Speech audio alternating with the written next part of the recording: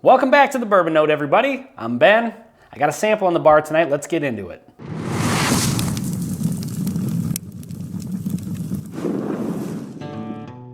So on the bar tonight, I've got, bam, this is Michters Toasted Finish Bourbon Whiskey, compliments of non-bike riding Dave Vogelsang. So thank you very, very much, Dave.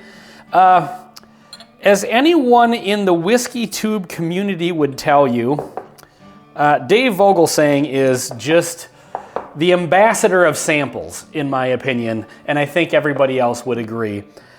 He's extremely generous to this channel and to so many other channels that I know. So Dave, thank you so much for sending these samples. I was actually just going through the sample bottles trying to pick which one to review here, and I was just like, want it, Dave?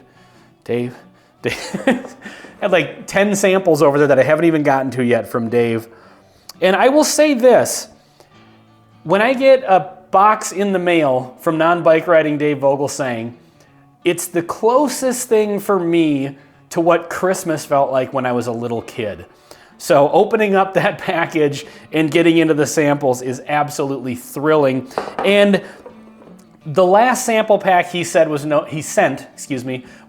exception, and it included a lot of really interesting stuff that I don't have the option to get my hands on here. This being one of them. The Michters kind of limited releases are definitely hard to find. They run a little bit on the expensive side, and I just don't tend to see them in the wild. I purchased a Michters barrel strength rye once, and I think I saw a 10-year rye once and passed on it. But this is the Michters Toasted Finish Bourbon. It says barrel number 24G2813. 91.4 proof.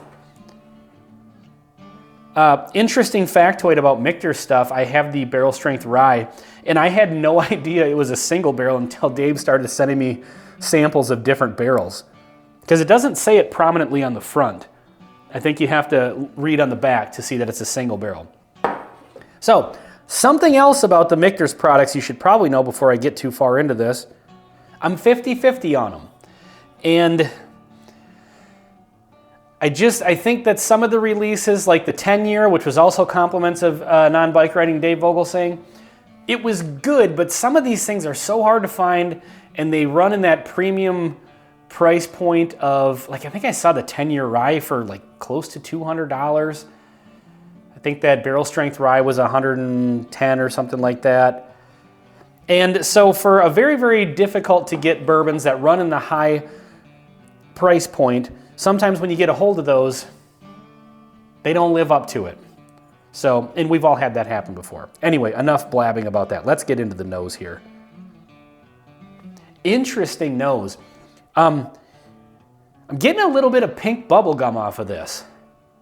Like bubble tape or the pink Big League Chew. The kind of bubble gum that has the white dust on it. I don't know what that is on bubble gum. So I'm getting a little bit of that, actually, on top of a nice, it definitely has a toasted vibe. I've said before with toasted bourbons, I like them. I just don't know that, I don't really go out of my way to get them. I don't know that I'm sold enough on toasted being a flavor profile that really, it's either A, sometimes it goes in a direction I don't particularly care for, like Elijah Craig Toasted Barrel, or B, I just don't know if it adds all that much to certain expressions. But this one definitely has some toasted vibes. It's actually giving off some wheater vibes, which I'm pretty sure this is not wheated. There's nothing that would make me think that it is, because I don't know that Michters does a wheater. But yeah, it's got some of those kind of soft, weedy sort of notes. And then that bubblegum note is something I tend to get off of like wheat whiskeys. Well, let's get into the palate, see what happens. Cheers.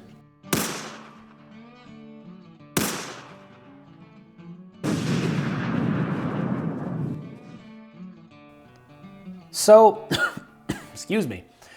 This could be power of suggestion based on what this is and knowing what it is. That first sip was all toasted oak. Really, really. And when I say that, I mean like the toasted oak vibe is not like an overly tannic, over oaked sort of vibe at all. It's just kind of a more subtle rounded off edges, to me anyway, sort of an oak note. And that first sip was that's really what was prominent on it. Now, again, power of suggestion, I do know that this is a toasted bourbon. But other than that, I mean, I didn't really get a ton else off of it. There was a little bit of tannic notes to it, but very, very muted. So nothing that would suggest that, like, maybe if you were somebody who doesn't like a particularly heavily oaked bourbon would have a problem with this. But yeah, the oak was definitely the front runner on that. Kind of backed up by a little bit of, I feel like I picked up a little bit of a clove sort of note, which is interesting. I said on the nose it was giving wheater vibes, which I know it's not a wheater. At least I'm pretty sure it's not. I haven't really researched this, I guess. But the clove sort of thing is something I would usually get off of a high rye or a rye. So let's explore this a little bit further, see if I'm out of my mind on this one. Cheers. This is a really, really kind of odd bourbon for me. It hasn't really changed much since the first sip. It's really that toasted oak is the main front and center, kind of stealing the show in my opinion, sort of note. I am starting to get a little bit more of the kind of bready notes that I was getting, that I was kind of saying kind of remind me more of like a wheater. And I think that just comes from the toasted oak. The kind of clove vibe is maybe not there quite as much as it was before on that second sip, but it is there a little bit in the sense that it's got this interesting kind of spice to it. And I guess I'm associating the flavor of that spice with that. But this is just really, really oak forward. And if that's what you're looking for, then I think you would like this. But I don't know that the balance of the oak note, and again, it's a toasted oak sort of note. It's not just a tannic barrel char. It's not that. I just wish that there was some other like sweet flavors underneath it, like some of the standard caramels and brown sugars that would maybe like round it out a little bit more. It's a really good bourbon, don't get me wrong. I like it, but I don't know. I feel like it's missing something. And I don't know that I would say that this is it's well balanced in the toasted oak. It's not really well balanced in the sense that it has other flavors that complement that, if that makes any sense. Let's get one more sip before we get out of here. So the best way I can describe the experience I'm having with this is really kind of a one-trick pony. It just kind of is what it is. And if you really, really like that specific note, you're really gonna like this.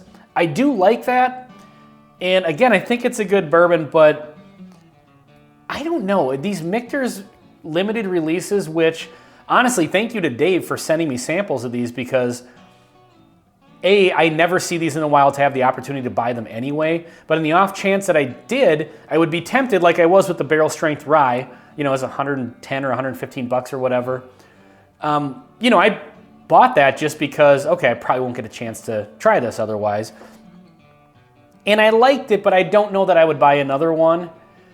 And so far, between like this and the Michters 10 year, I don't know what else I've had. I do have a couple other samples from Dave that I will be trying. I don't know that I would pay the premium price for any of them. I think I've yet to meet a Michters special release that I would actually, you know, pay the north of $100, sometimes closer to $200 price point. I don't know what these actually go for MSRP. I'll have to look that up and maybe put it on the screen. But I know that they go for a premium price point, and I don't see it in these. Like, this tastes good, and I'm very grateful to have the sample, because I'll do this in flights. And again, you know, the best part about getting samples from people, honestly, is sometimes it's you know, I'll never get a chance to try this bourbon unless I get a sample from somebody, because it's difficult to find. Also, it's the try before you buy. See if you like this before you spend the premium price point on it. And so Dave has sent me a bunch of them that fall into both of those categories. So it's a great thing to get these samples to be able to try them, because as much as I do think this is a good bourbon, I don't think I would pay the price for it even if I saw it at MSRP on the shelf. I just think that it's a little bit, it's very bold in one particular note, and then it's got a bunch of really thin notes underneath it that are trying to be part of the show, but that toasted oak note just kind of steals the spotlight, at least for me. I could be completely wrong about this as far as you're concerned. This is just my opinion. But let me know in the comments if you guys have had this one. This is Michters Toasted Bourbon Whiskey, barrel number 24G2813, 91.4 proof. Even if you haven't had this exact one, just let me know if you've had the Michters Toasted Bourbon and what you think of it, if you guys had maybe a similar sort of experience. That being said, I will say as far as Michters products that I would buy again for a premium price point, Bombergers. I am actually a Bombergers fan. This is the only bottle I've ever owned. I have one on the shelf back here. I've reviewed it before. But I have had pours of other ones. I would continue to buy that one at the mid 100, you know, like 130 to 150.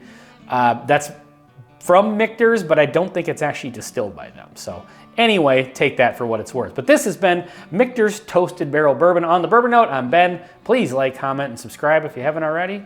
See you in the next one.